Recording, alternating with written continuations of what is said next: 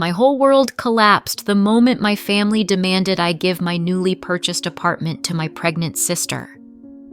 They accused me of being selfish, and my mom threw a cake at me. But that was only the start of a far more bitter conflict. You wouldn't believe how far they were willing to go to break my resolve. My name is Emily Carter. I'm 30 years old, single, and recently bought my first apartment. After my grandmother's passing, I received a modest inheritance. It wasn't enough to change my life completely, but it helped significantly reduce the cost of the home I'd been dreaming of for so long. Since I was 20, I'd been saving diligently, starting from my first job and living in a cramped room. I cooked simple meals at home and declined vacations that my friends casually indulged in. While they posted photos from Miami or boasted about designer purchases, I spent evenings at the office, saving every penny and working toward my goal. Finally, I managed to gather $150,000. Without taking on a mortgage or debt, I purchased my apartment, a 2-bedroom spot just 10 minutes from work in an area far from perfect but rapidly developing. The former owners had questionable taste in wallpaper, and the kitchen needed an upgrade, but that didn't faze me. I decided to handle the renovations myself to save money. I was in the midst of tearing down those hideous floral wallpapers when my mom called. "Emily, dear, I need you to come to a family dinner next Saturday," she said in that artificially calm tone that always meant she was up to something. "Family dinner?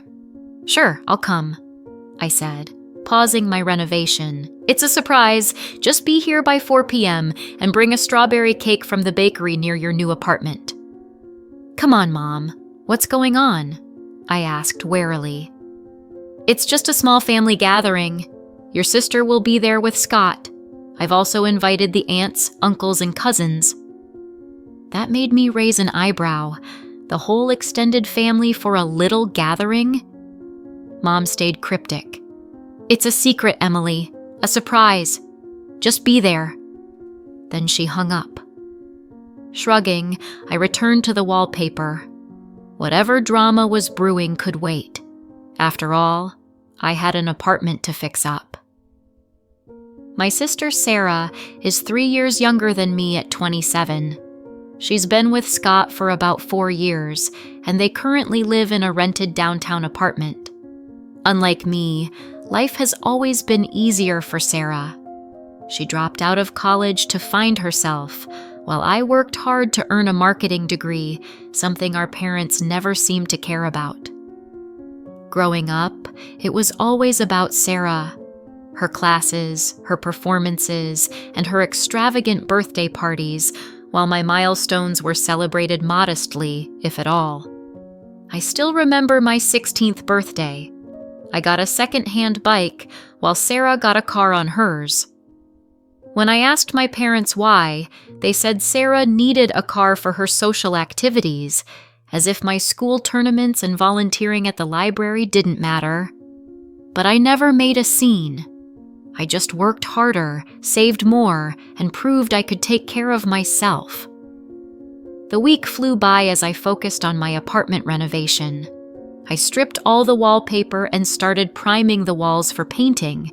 The satisfaction of progress was worth every calloused hand. On Saturday, I woke up early to finish painting the living room, then headed to my parents' house, picking up the requested strawberry cake, Mom's favorite, on the way. As I pulled up to their colonial-style 2-story home, the one my grandmother left to Sarah and me equally, I recognized many cars: Uncle Tom's truck, Aunt Barbara's minivan, Cousin Josh's motorcycle. This was no small gathering. It was a full-on family event. Taking a deep breath, I grabbed the cake and went inside. "Emily, you're here!" Mom greeted warmly, hugging me and taking the cake. "Perfect timing. We're just about to sit down." In the living room, Sarah and Scott were holding hands on the couch, whispering to each other. Dad was chatting with Uncle Tom, while Aunt Barbara and the cousins moved toward the dining room. "What's going on?" I asked Sarah, approaching her. She gave me a mysterious smile. "You'll see." That didn't ease my nerves as I followed everyone to the dining room, where Mom had set the table with her finest holiday china, something only brought out at Christmas and Thanksgiving. Whatever she was about to say, it was serious. I sat next to Cousin Josh, who seemed just as puzzled as me. "Do you know what this is about?" I whispered. "Nope," he replied. "Your mom just said it was something important." Soon, dinner was served. Pot roast, mashed potatoes, green beans, with my cake placed in the center for dessert. The conversation was stilted, everyone skirting around the real reason we were gathered. Finally, Mom stood up and tapped her glass for attention. "Thank you all for coming today," she began, beaming. "We have some wonderful news." She turned to Sarah. "Our dear Sarah is pregnant." The room erupted with applause and congratulations. Sarah blushed, while Scott kissed her cheek. Mom continued, "And they're getting married soon." I clapped sincerely, happy for my sister despite our complicated relationship. "Congratulations, Sarah," I told her. But then Mom gave me a look that made my stomach drop. "And that's not all," she said sharply, cutting through the chatter. "There's another announcement." The room fell silent. "As you all know, Emily recently bought herself an apartment," she said, gesturing toward me. Relatives nodded, some murmuring late congratulations, though they hadn't done so when I shared the news 2 weeks ago. Emily is 30, single, with no husband, no children, and not even a boyfriend, Mom said, making me feel embarrassed. What did my relationship status have to do with anything? Sarah, on the other hand, she continued, is starting a family. She and Scott need a place of their own, not a rental. My heart raced as I realized where this was going. I looked at Sarah and Scott, who were staring intently at their plates. Mom turned to me, smiling. "Emily, this is your chance to show how much you love your sister, how generous and kind you are. I think it's only right that you give Sarah and Scott your apartment." The dining room fell into a stunned silence. I stared at Mom in disbelief, waiting for her to laugh and say it was a joke. But she didn't. "You can go back to renting," she added, as if it were perfectly reasonable to ask me to hand over a $150,000 apartment just like that. "After all, you don't need that much space. You're alone." I glanced around the room. Dad nodded in agreement with Mom, while Sarah finally looked up at me, her face a mix of embarrassment and expectation. "That's a great idea," Aunt Barbara chimed in. "Family should always come first." Other relatives murmured their agreement. This wasn't a spontaneous suggestion. This was a calculated ambush. "You can't be serious," I finally said. "Of course we are," Mom replied, her tone sharpening. "Your sister needs it more than you do."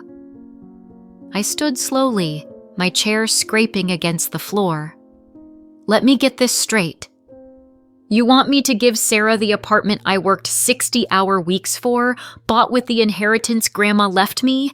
I saved for 8 years." "Because Sarah is pregnant," Dad interrupted, as if that explained everything. "Don't be selfish," Mom snapped, as if my refusal to give away the one thing I'd earned entirely with my own hard work was some terrible crime. I laughed bitterly. "I saved every cent for this apartment. Nobody helped me." "But Sarah needs help," Mom insisted. "No," I cut her off firmly. "I will never give her my apartment. It's mine. I earned it." Sarah burst into tears, clutching her still flat stomach. Scott looked at me like I was the villain. How can you be so heartless? Mom demanded, her face flushed with anger. You're my sister. How can you ask me to give away everything I've worked for? Why doesn't Sarah work and save like I do? I retorted. The relatives whispered among themselves, some calling me materialistic, always difficult. You've always been like this, Mom snapped. Only thinking about yourself. I'm not giving her the apartment, I said firmly. End of discussion. What happened next felt like slow motion. Mom grabbed the cake I had brought and threw it at me with unexpected force. The cake hit me squarely in the face. Cream and strawberry fillings splattered across my cheeks, dripping down my neck onto my blouse. A stunned silence fell over the room. I slowly wiped my eyes, letting chunks of cake fall to the floor. Scott and Sarah didn't look shocked. They seemed almost satisfied, as if I deserved it. Without a word, I grabbed my bag and keys and walked out, cake smeared in my hair and on my clothes. Voices shouted after me. Selfish! Mom screamed. You're not our daughter anymore, Dad yelled. How could you do this to me? Sarah sobbed. I got into my car, hands trembling so badly I barely managed to turn the ignition. Somehow, I made it home, the strawberry filling drying on my skin. I collapsed on the worn couch in my rental apartment, trying to process what happened. My phone immediately buzzed, messages and calls from my parents and Sarah. You're behaving ridiculously. Just give them the apartment. I can't believe how selfish you are after everything we've done for you. Your pregnant sister needs a home. I shut off my phone and tossed it aside. What had they ever done for me? I'd been second to Sarah my whole life. When we needed new school clothes, Sarah got brand name. I got discounted items. For summer camps, there was money for Sarah's art camp, but my debate camp was too expensive. Sarah's 16th birthday party had a DJ and a crowd. Mine was a small dinner with 2 relatives. Now, they wanted me to give up the one thing I'd achieved on my own. I thought about the house, Grandma's house, left equally to Sarah and me. We'd allowed our parents to live there out of kindness, not obligation. I was a rightful owner, just like Sarah, and suddenly, I knew exactly what I had to do. The next morning, I found Grandma's will in a folder in the closet. The document clearly stated, each of us owns 50% of the house. Our parents lived there only by our goodwill, not by law. I was about to call a lawyer when I got a notification on Facebook. Mom had tagged me in a post. With growing anxiety, I opened the app and almost dropped my phone. The post read, I'm heartbroken to share this, but sometimes family disappoints the most. Yesterday, my daughter Emily refused to help her pregnant sister Sarah, even though she could have. Emily chose selfishness over family. As a mother, I've never been more broken. Please pray Emily finds compassion. The post had countless comments from relatives and friends. I was there. Emily was cruel to poor Sarah. Some people just don't understand what family means. Holding on to an apartment while your sister is pregnant is shameful. No one mentioned that Mom threw a cake at me. No one asked why I should give away the apartment I worked so hard to earn. I read the comments like knives stabbing my heart. Mom liked and replied to the cruelest ones. She had launched a campaign of public humiliation against me. At that moment, something inside me broke. The last thread of family loyalty snapped. I grabbed my phone and called the first lawyer that came up in a search for real estate attorney in my area. The secretary answered. I asked to speak with a property law attorney. 2 hours later, I sat across from Jeremy Blackwell, a man in his 50s with a keen gaze who listened carefully to my story. "Let me be clear," he said when I finished. "You and your sister inherited your grandmother's house and allowed your parents to live there rent-free. Now your parents are demanding you give your apartment away and publicly humiliating you. You want to assert your rights regarding the house?" "Yes," I confirmed. "I don't want revenge, but they don't respect me. I need my rights." Jeremy examined the will. "It's clear. You each own 50% of the house. You can demand the house be sold at any time and the proceeds split." "How does that work?" I asked. "I'll prepare formal notice of your intent to sell your share. Your sister can buy you out at market price or sell the entire house and split the money. Your parents have no legal rights here." I breathed deeply. "Do it." The next days, I focused on apartment renovations. I finished painting the living room and began removing the old carpet. The physical work helped distract me from the family turmoil. I blocked their numbers temporarily. I needed space for clear thoughts. 5 days after meeting with Jeremy, there was a knock at my door. I looked through the peephole. My parents, Sarah and Scott, stood in the hallway. I didn't open. "Emily, we know you're there," Mom shouted. "Open the door. We need to talk about your ridiculous letter," Dad added. I stayed silent, recording on my phone. "Ungrateful," Mom screamed. "You want to make your pregnant sister homeless?" Sarah cried. "That's low, even for you," Scott said. I recorded their threats and insults for almost 15 minutes until they left. The next day, I sent the recording to Jeremy. He said, "This is harassment. We can file for a restraining order, but this also strengthens your case, proving their hostility." A week later, Jeremy informed me my parents' lawyer requested mediation. It took place the following Monday at Jeremy's office. I arrived early, in a business suit. Jeremy supported me. My parents, Sarah and Scott, came with their attorney. Mom threw contemptuous looks. "Traitor!" Their lawyer claimed selling the house would harm the family. Jeremy presented the recordings and social media posts as evidence of their attitude toward me. We argued for nearly 2 hours. Afterward, the lawyers proposed a compromise. The house would be sold and the money split equally between Sarah and me, as Grandma intended. Mom burst into tears and suddenly pleaded, "Please, Emily, we're family. How can you do this to us?" "I'm sorry about the cake. I lost my temper," she said. Seeing her tear-streaked face, I remembered all the house will be sold," I said quietly. Jeremy began preparing the agreement. The family looked at me with hatred, but I didn't care.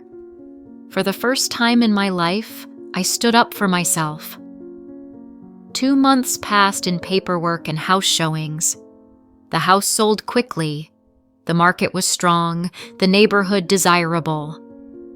After expenses, Sarah and I each received a little over $175,000. I barely spoke to the family directly. Everything went through lawyers. According to Jeremy, my parents were furious but powerless. They had lived in a house that wasn't theirs, paying nothing but basic upkeep. "What will they do now?" I asked. "My sister plans to use her share as a down payment on a new home," Jeremy said. "Parents will live with her and Scott. They took out a mortgage." I nodded with mixed feelings. Guilt for pushing them out, but relief at protecting myself. "What will you do with your share?" Jeremy asked. "I'm working with a financial advisor to build a diversified portfolio of stocks, bonds, and real estate funds." "Good plan," he approved. "If there's nothing else, we're done." I shook his hand and left the office feeling a weight lift off me. At home, I looked around my renovated apartment, mostly finished. The carpet was replaced with hardwood, the rooms freshly painted, the kitchen updated, and lighting modernized. It felt fully mine. A friend from work called. "Hi, Jenna," I answered. "Emily, how are you?" she asked, concerned. We talked briefly about the family drama.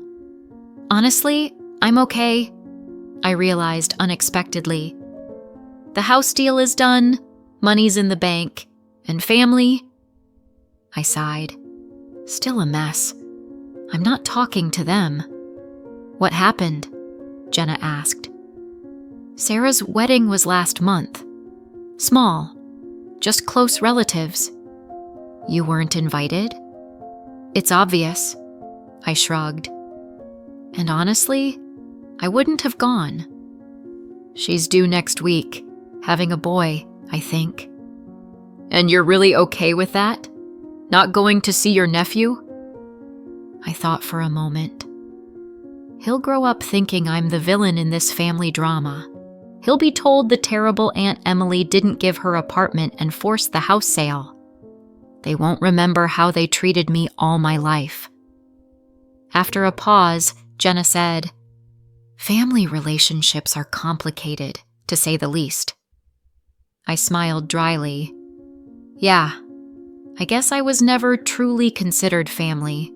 I was useful, the one to sacrifice when necessary." "Do you think you'll ever reconcile?" "Only if they admit their mistakes and genuinely apologize." I knew that wouldn't happen. My parents favored Sarah all their lives, and at 60, they won't suddenly become self-aware. After the call, I poured a glass of wine and stepped onto the balcony as the sun set. 6 months ago, if someone told me I'd cut all family ties, I would have been devastated. Now, I was calm. A message arrived. Sarah had given birth. The baby weighed 7 pounds 6 ounces. All was well. I stared at the screen, expecting feelings: sadness, anger, regret. But I felt only detachment, as if it was news about an acquaintance, not my sister. I knew they all lived together now: Sarah, Scott, the baby, and the parents, in the house bought with Sarah's share and a 30-year mortgage. They'd pay for it their whole lives. But I couldn't pity them. They'd made clear who they considered me. Not a daughter, not a sister, not an aunt, but a resource to exploit. They didn't care how I felt or what I thought that day, with cake on my face. The apartment was quiet. Some might call it lonely. I called it my world. The walls I painted myself, the floors I laid with my own hands, all symbols of my independence and refusal to be used. On a shelf sat a small box with our last family photos, with Grandma, who always truly loved me. She probably saw the injustice or tried to fix it by leaving the house equally. "Thank you, Grandma," I whispered, lightly touching the box. As for the rest of the family, I had no desire to contact them. The ball was in their court, and I suspected it would always be that way. A year later, my apartment became a real home, a cozy place where every detail reminded me of my independence. On the walls I painted hang my favorite photos. In the living room stands a new sofa bought with part of the money from selling Grandma's house. I've learned to appreciate the quiet of my own space. Yesterday, I received a photo of my nephew. He just turned 1. In the picture, he smiles sitting on Sarah's lap. I stared at it for a long time, but felt only a slight sadness. Not for myself, but for him. He will never know the real story of how his family tried to take a house from his aunt. They say blood ties are the strongest, but I learned something else. True family is not those who share your DNA. It's those who respect your boundaries, celebrate your successes, and never ask you to sacrifice yourself for them. Today, I have everything I earned myself: a debt-free apartment, a successful career, and a circle of loved ones who appreciate me as I am. And the cake? Well, now it's just a funny story about how I finally learned to say no to those who deserve it. Did you like the story? Write your opinion in the comments. Don't forget to subscribe to the channel and turn on notifications so you don't miss the next interesting story. See you tomorrow.